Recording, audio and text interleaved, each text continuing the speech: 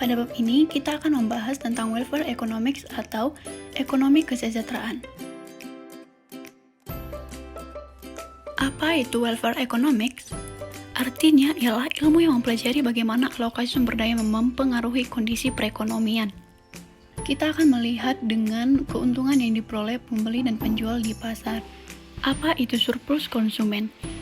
Surplus konsumen adalah kesediaan konsumen untuk membayar dikurangi harga sebenarnya atau aktual untuk barang tersebut. Willingness to pay adalah jumlah maksimum yang akan pembeli bayar untuk suatu barang. Berikut adalah contoh 4 pembeli yang memiliki WTP untuk baju batik. Jika harga dari baju batik adalah $200, siapa yang akan membeli barang tersebut dan berapa jumlah kuantitas yang diminta? Jawabannya ialah Budi dan Jody akan membeli batik, Rama dan Toga tidak akan membeli. Oleh sebab itu, QD sama dengan 2 ketika P $200. Dan berikut merupakan penjelasan bentuk tangga. Berikut adalah jawaban kurva permintaan. Selanjutnya ialah apa itu surplus produsen dan biaya?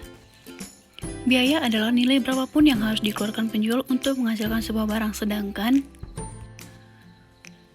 surplus produsen jumlah yang dibayarkan oleh penjual untuk sebuah barang dikurangi dengan biaya produksi barang tersebut.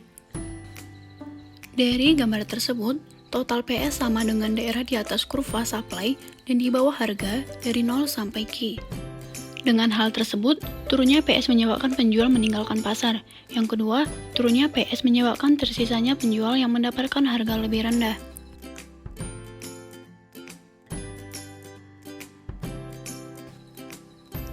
What do CS, PS, and total surplus measure?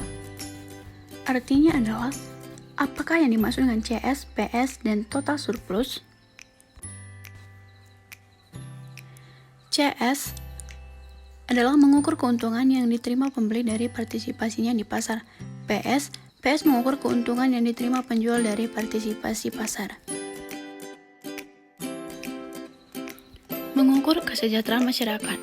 Rumusnya, total surplus sama dengan CS tambah PS.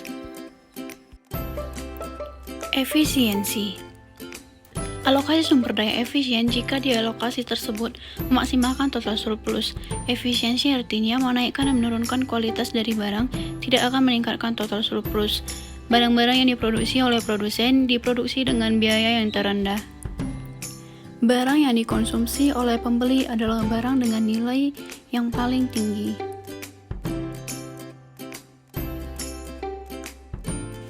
Efisiensi pasar.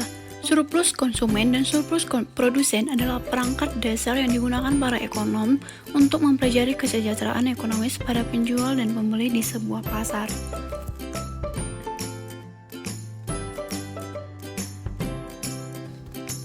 Satu, ketika pasar gagal, kebijakan publik dapat memperbaiki masalah dan meningkatkan efisiensi. Kedua, kesejahteraan masyarakat dapat dilihat dari kegagalan pasar dan kebijakan pemerintah. Tinggi dari kurva D merefleksikan nilai barang dari pembeli kurang willingness to pay pembeli untuk barang tersebut. Consumer surplus adalah perbedaan antara persediaan pembeli untuk membayar suatu barang dan harga aktual pada grafik. Consumer surplus adalah daerah antara P dan kurva D. Tinggi dari kurva S adalah biaya dari penjual dalam memproduksikan barang. Penjual akan bersedia menjual jika harga yang mereka dapat adalah paling tidak sama besar dengan biaya produksi mereka. Prosedur surplus adalah perbedaan antara harga yang diterima penjual untuk suatu barang dan biaya dalam memproduksi barang tersebut.